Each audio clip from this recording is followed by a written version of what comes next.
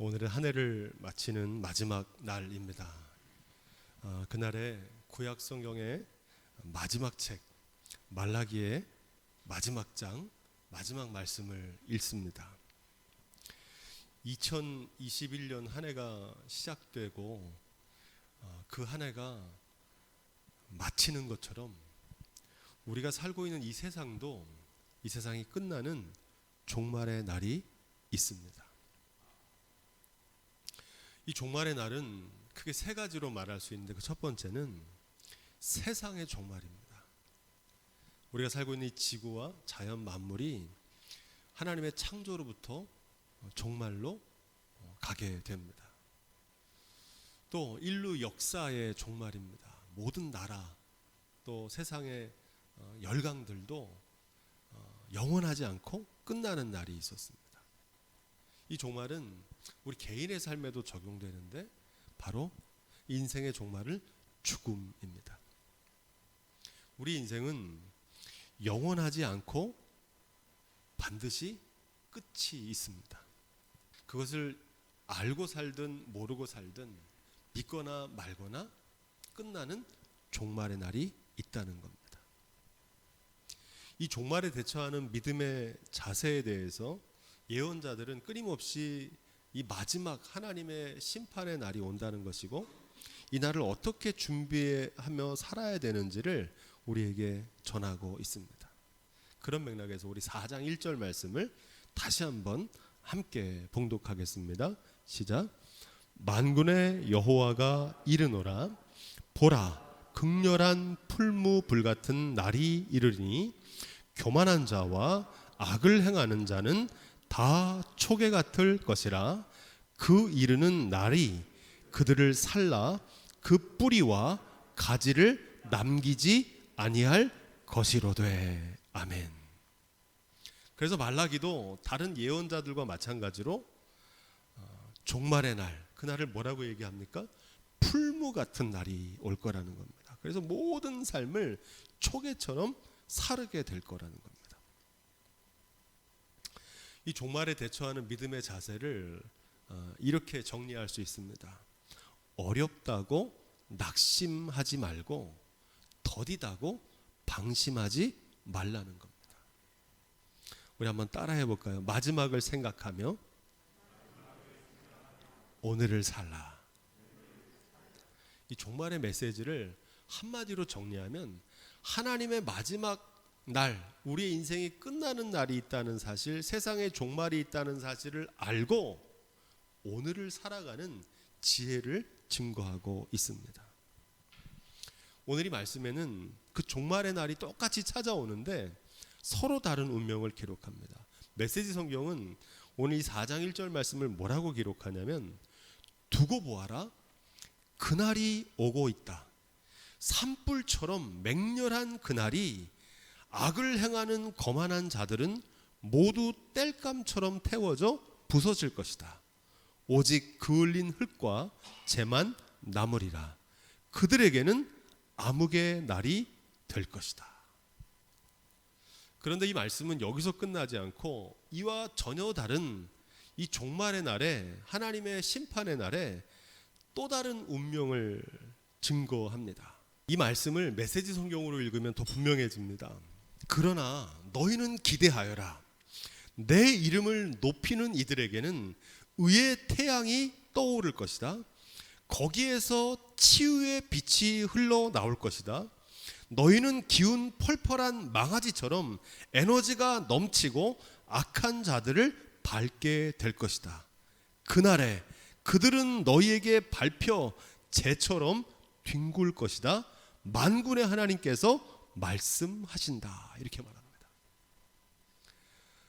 똑같은 종말의 날인데 교만하고 악을 행하던 자들은 초계같이 불사라지는 날이지만, 하나님을 경외하는 믿음의 사람들은 그날이 치유의 광선이 비추는 날이고 송아지처럼 뛰는 날이고, 그들을 괴롭혔던 모든 악행을 행했던 자들을 짓밟는 날, 승리의 날, 영광의 날이 될 거라고 증거합니다. 이것을 뭐라고 얘기하냐면, 한번 읽어볼까요? 따라해 보겠습니다. 심판과 구원의 양면성. 많이 우리가 예언서를 통해서 배운 말씀인데 무슨 얘기냐면 8월 15일 우리나라에겐 어떤 날입니까? 광복절, 해방의 날이잖아요. 그런데 똑같은 날인데 그 8월 15일이 일본 제국주의자들에게 어떤 날입니까? 패망의 날이 되잖아요. 똑같은 날인데 어떤 사람에게는 그날이 영광과 승리의 날이 되고 어떤 사람에게는 멸망의 날, 심판의 날이 된다는 겁니다. 한 가지 더 예를 들면 노아의 방주를 생각하시면 돼요. 하나님께서 물로 세상을 심판하실 때 세상 사람들은 그 죄악 가운데 물로 다 수장돼서 죽는 심판의 날이었잖아요. 하지만 그날에 하나님 말씀대로 방주를 지었던 노아와 그의 가족들은 심판의 날이 아니라 물이 차면 찰수록 더 높이 올라가는 하나님의 구원이 나타나는 영광의 날이 된 줄로 믿습니다. 그게 바로 심판과 구원의 양면성입니다. 죽음은 어떤 사람들에게는 세상에 믿던 모든 것이 다 무너져 내리는 절망의 날입니다. 하지만 하나님을 경외하는 믿음의 사람에게는 이 땅에서는 눈을 감지만 영원한 아버지 품에서 눈을 뜨는 영생의 시작의 날이 되는 줄로 믿습니다. 여호와의 큰 날, 하나님의 심판의 날, 종말의 날에도 하나님을 의지하는 게 아니라 세상의 물질과 건강과 명예와 사람을 의지하던 사람은 자신이 의지하던 물질이 무너지는 그 순간 그 물질과 함께 무너져 내립니다. 하지만 하나님을 경외하고 하나님을 믿고 의지하며 하나님의 심판을 고대하며 준비했던 사람에게는 그날이 하나님의 영광과 구원이 나타나는 언약이 성취되는 날이 되는 줄로 믿습니다. 그게 바로 심판과 구원의 양면성입니다. 그래서 종말은 두려운 게 아니라 새로운 삶의 시작입니다. 많은 사람들은 죽음이 끝이라고 생각하는데 끝이 아니고 새로운 시작입니다. 어떤 사람에게는 영생의 시작이고 어떤 사람에게는 영벌의 시작입니다. 타락한 예루살렘 성전이 무너졌을 때 이스라엘 백성들은 절망했지만 하나님께서는 하늘로부터 새 예루살렘 성전을 내려 보내시겠다고 약속합니다. 우리가 지금 살고 있는 이 하늘과 땅이 무너지면 모든 것이 다 끝날 것 같지만 요한계시록에는 뭐라고 얘기합니까? 하늘과 땅이 무너지면 새 하늘과 새 땅이 임하게 된다는 겁니다. 할렐루야. 세상의 종말, 세상에 왕노릇하던 모든 세상의 사람들은 끝나지만 그날에 하나님의 통치가 시작됩니다. 우리의 육신의 장막이 무너지면 하나님의 하늘의 장막이 열린다고 요한계시록은 말합니다. 요한계시록 21장 3절로 4절 말씀인데 보라 하나님의 장막이 사람들과 함께 있음에 하나님이 저희와 함께 거하시리니 저희는 하나님의 백성이 되고 하나님은 친히 저희와 함께 계셔서 언제?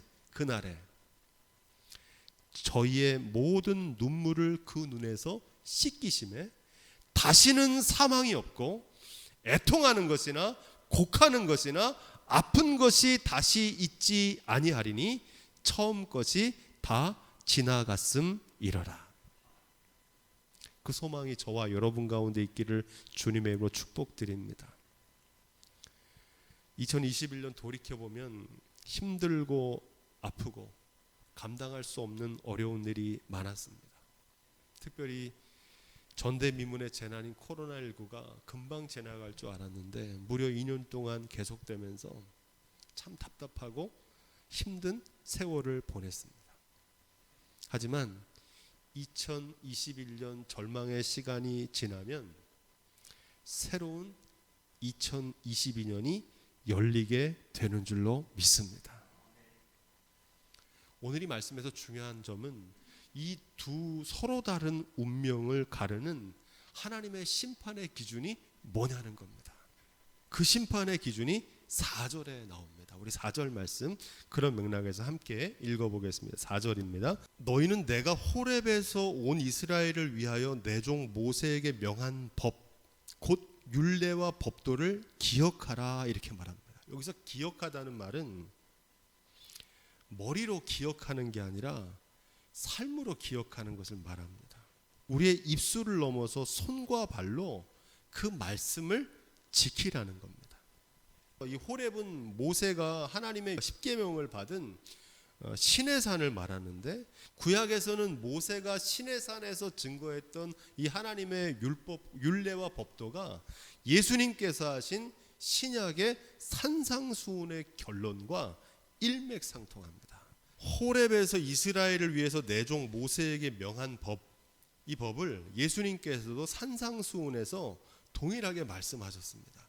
이 산상수훈의 결론이 마태복음 7장 21절부터 읽어보겠습니다. 시작. 나더러 주여 주여 하는 자마다 천국에 다 들어갈 것이 아니요 다만 하늘에 계신 내 아버지의 뜻대로 행하는 자라야 들어가리라. 아멘. 끊어가겠습니다. 어떤 사람이 들어간다는 거예요? 아버지의 뜻대로 행하는 자, 준행하는 사람, 그 사람들이 그 마지막 날에 천국에 들어간다는 겁니다. 그러면서 그 이어지는 말씀, 그날에 많은 사람이 나더러 이르되 주여 주여 우리가 주의 이름으로 선지자 노릇하며 주의 이름으로 귀신을 쫓아내며 주의 이름으로 많은 권능을 행치 아니하였나이까 하리니. 뭐라 그럽니까? 주여 주여. 이 사람들은 주님을 모르는 사람들이 아니라 주님을 알고 있었어요. 주님의 이름을 부르고 주님의 이름으로 많은 권능도 행했대요. 귀신도 쫓아내고, 우리로 얘기하면 신앙생활 안 한 사람들이 아니라 신앙생활을 나름대로 열심히 잘한다고 했던 사람들입니다. 그런데 그들은 어떤 결과에 이르게 되느냐. 23절 시작. 그때에 내가 저희에게 밝히 말하되 내가 너희를 도무지 알지 못하니 불법을 행하는 자들아 내게서 떠나가라 하리라. 24절.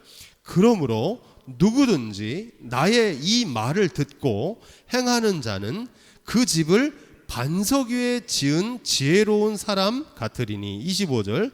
비가 내리고 창수가 나고 바람이 불어 그 집에 부딪히되 무너지지 아니하나니 이는 주초를 반석 위에 놓은 연고요 나의 이 말을 듣고 행치 아니하는 자는 그 집을 모래 위에 지은 어리석은 사람 같으리니. 27절. 비가 내리고 창수가 나고 바람이 불어 그 집에 부딪힘에 무너져 그 무너짐이 심하니라. 아멘. 이 말은 어떤 말입니까? 예수님께서 산 위에서 제자들에게 하신 설교 말씀. 이 설교 말씀은 팔복부터 시작돼서 쭉 이어져서 그 마지막 결론이 우리가 읽은 마태복음 7장에서 결론을 맺게 됩니다. 이 말씀의 결론은 뭡니까? 나더러 주여 주여 하는 자마다 다 천국에 들어가는 것이 아니고, 어떤 사람이 천국의 주인공이라는 겁니까? 아버지의 뜻대로 행하는 자. 이 말을 듣고도 준행하지 않은 사람은 어떤 사람과 같다는 겁니까? 모래 위에 집을 지은 사람 같다는 겁니다. 하나님이 심판하시는 기준은 무엇입니까? 마지막 날 심판하시는 기준은 단 하나입니다. 단순히 그 말씀을 기억하는 사람이 아니라 준행하는 사람입니다. 우리가 주목해야 될 것은 반석 위에 또 모래 위에 다 집 지은 사람들입니다. 집을 안 지은 사람들이 아니에요. 말씀을 안 들은 사람들이 아니라 다 말씀을 들었습니다. 문제는 그 말씀을 듣고 준행한 사람이 있고 준행하지 않은 사람이 있다는 겁니다. 바라기는 새로운 2022년 여러분 많은 결단이 있겠지만 하나님의 말씀을 듣고 준행하는 2022년이 될 수 있기를 주님의 이름으로 축복드립니다. 말씀을 듣는 게 중요한 게 아니라 그 말씀대로 준행하는 사람들이 이 마지막 날 하나님의 구원과 영광의 주인공이 될 줄로 믿습니다. 5절로 6절 말씀, 메시지 성경에 보면 이 대목을 이렇게 번역합니다. 그러나 동시에 앞을 내다보며 살아라. 어디를 보며 살라는 거예요? 앞을 내다보라는 겁니다. 이 말은 지금 당장만 보지 말고 더 멀리 좀 보고 살라는 겁니다. 어디까지 봐야 되냐? 우리 인생이 끝나는 날이 있고 하나님의 심판이 있다는 사실을 바라보며 살라는 겁니다. 계속해서 이렇게 이어집니다. 내가 하나님의 큰 날, 결정적 심판의 날, 그날을 위해 예언자 엘리야를 보내어 길을 닦게 할 것이다. 누구를 보내시겠다는 겁니까? 엘리야를 보내겠다는 겁니다. 이 엘리야가 누군지 우리는 알고 있죠? 길을 닦는, 누구를 보냅니까? 예수님 오시기 전에 세례 요한을 보내시겠다는 겁니다. 그런데 이 엘리야가 세례 요한을 가리키는 것보다 더 중요한 말씀이 나오는데 그가 하는 일이 있습니다. 길을 닦는데 어떤 길을 닦냐면 그는 부모의 마음을 돌려 자녀를 돌보게 하고 자녀의 마음을 돌려 부모를 공경하게 할 것이다.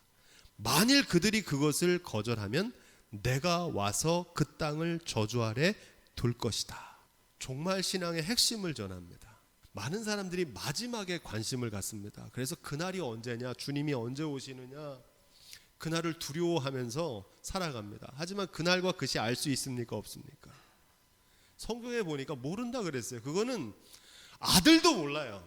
천사도 모르고 누구만 아십니까? 오직 하나님만 아신다는 거예요. 만약 그날이 마지막 날이 중요했으면 알려주셨겠죠. 근데 안 알려주신 거예요. 그냥 곧 오시겠다고만 말씀하셨어요. 왜 안 알려주셨냐면 그날이 중요한 게 아니고 그날이 있다는 사실을 알고 그날을 준비하며 사는 오늘의 초점이 있기 때문에 그렇습니다. 이게 중요해요. 많은 사람들이 종말 신앙을 오해하는 이유가 이 마지막에 관심을 가지고 있어요. 언제 죽는지 알 수 있습니까? 없습니까? 몰라요. 알 필요도 없어요. 하지만 우리의 인생이 영원하지 않고 끝나는 날이 있다는 거, 우리의 인생이 하나님 앞에 결산하는 날이 있다는 사실을 알고 사는 게 중요합니다. 왜 중요합니까? 그렇게 사는 사람은 오늘을 다르게 삽니다. 오늘을 청지기로 살아요. 오늘을 하나님의 말씀대로 준행하는 하나님의 자녀로 살게 됩니다. 오늘 나에게 맡기진 사명, 이 사명을 허비하지 않고 그 사명을 감당하며 마지막 날처럼 오늘을 더 의미 있고 가치 있게 살게 되는 줄로 믿습니다. 종말 신앙의 핵심은 바로 여기에 있습니다. 엘리야를 보내셔서 마지막을 준비하며 오늘을 어떻게 살아야 하는지 엘리야를 다시 보내셔서 다시 한번 기회를 주시겠다는 겁니다. 하나님의 심판이 오시기 전에 다시 한번 기회를 주시겠다. 그래서 엘리야를 보내겠다는 겁니다. 이 엘리야 세례 요한이 와서 하는 일이 뭐냐는 겁니다. 어떤 일을 한다고 그럽니까? 그가 아비의 마음을 자녀에게 돌이키게 하고, 뭐 한다고 그래요? 돌이키는 일을 한다는 겁니다. 그리고 자녀들의 마음을 그 아비에게로 돌이키게 한다는 겁니다. 이 돌이킨다는 말이 무슨 뜻입니까? 한마디로 하나님께로 돌이키는 회개를 말합니다. 주의 길을 예비하고 주님이 오심을 준비하기 위해서 돌이키는 일을 세례 요한이 할 건데 그것은 바로 하나님께로 돌이키는 회개를 말하고 있습니다. 그래서 세례 요한이 베푼 세례는 어떤 세례입니까? 요단강에서 죄 사함을 얻게 하는 회개의 세례를 베풀었던 겁니다. 천국이 가까이 온다. 하나님의 심판이 가까이 왔다. 도끼가 나무 뿌리에 놓였다. 빨리 하나님께로 회개하고 돌아와라. 그 엘리야를 보내시는 겁니다. 그 세례 요한이 온 이후에 누가 오셨습니까? 예수 그리스도께서 오셨어요. 예수님이 오심으로 이미 심판은 시작됐고 주님이 다시 오실 때 이 심판이 완성되는 줄로 믿습니다. 그 기간 동안 주님께서 우리에게 또 뭘 주시는 겁니까? 회개할 기회를 주시는 거예요. 한 사람이라도 더 회개하고 돌아올 기회를 주시는 거예요. 이것을 깨닫는 지혜가 있기를 주님의 이름으로 부탁을 드립니다. 집을 떠난 탕자가 재산을 탕진하고 흉년도 만났습니다. 이 탕자가 사는 길은, 유일한 길은 아버지의 품으로 돌이키는 겁니다. 아버지의 품으로 돌아오면 삽니다. 하지만 오늘날 많은 탕자들은 돌아올 생각을 하지 않고 그 자리에서 쥐염 열매를 시장에 가져가 가지고 그걸 팔아서 장사해서 재기하려고 합니다. 이 흉년만 지나가면 괜찮을 거라고 생각하고 집에 돌아갈 생각을 안 해요. 바라기는 저와 여러분들이 이 탕자처럼 아버지의 품으로 돌이키는 회개의 삶을 살기를 주님으로 부탁을 드립니다. 회개는 내 잘못을 반성하는 게 아닙니다. 회개는 하나님의 말씀으로 돌이키는 겁니다. 이게 회개입니다. 새로운 삶의 유일한 조건은 회개입니다. 뉘우치는 만큼 새롭게 됩니다. 회개하지 않으면 새해가 돼도 횟수는 바뀌고 나이는 먹지만 회개하지 않으면 똑같은 한 해가 시작되는 겁니다. 회개하는 깊이만큼 우리를 새롭게 하실 줄로 믿습니다. 이 회개는 말씀으로 돌이키는 거라고 말씀드렸습니다. 하나님의 말씀으로 돌이키는 겁니다. 인생에는 여러 인생이 있지만 삶의 두 가지 방식이 있습니다. 하나는 욕심에 이끌려 사는 겁니다. 이걸 본능이라고도 그러는데 상황 따라 형편 따라 사는 인생입니다. 그 욕심에 이끌려 사는 결과는 뭡니까? 욕심이 잉태한 즉 죄를 낳습니다. 그 결과는 뭡니까? 사망입니다. 이걸 다른 말로 멸망이라고 합니다. 그런데 이와 다른 인생의 방식을 예수님께서 보여주셨는데 그거는 뭐에 이끌려 사는 거냐면 하나님의 말씀에 이끌려 사는 겁니다. 하나님의 뜻, 하나님이 말씀하시는 대로 그 말씀에 이끌려 사는 겁니다. 이걸 뭐라고 그러냐면 죄에 반대되는 의라고 합니다. 의는 착하고 정직하게 사는 게 의가 아니고 하나님의 말씀대로 사는 게 의입니다. 죄는 뭐가 죄냐? 말씀대로 사는 게 아니라 자기 멋대로 사는 게 죄입니다. 이스라엘 백성의 죄는 우상을 숭배하고 금송아지에 절한 게 죄가 아니라 하나님의 말씀대로 살아야 되는데 자기 멋대로 했던 겁니다. 그게 죄입니다. 이 의의 결과는 뭐냐? 의의 결과는 생명입니다. 이걸 다른 말로 영생이라고 하고 다른 말로 구원이라고 합니다. 회개는 뭐냐?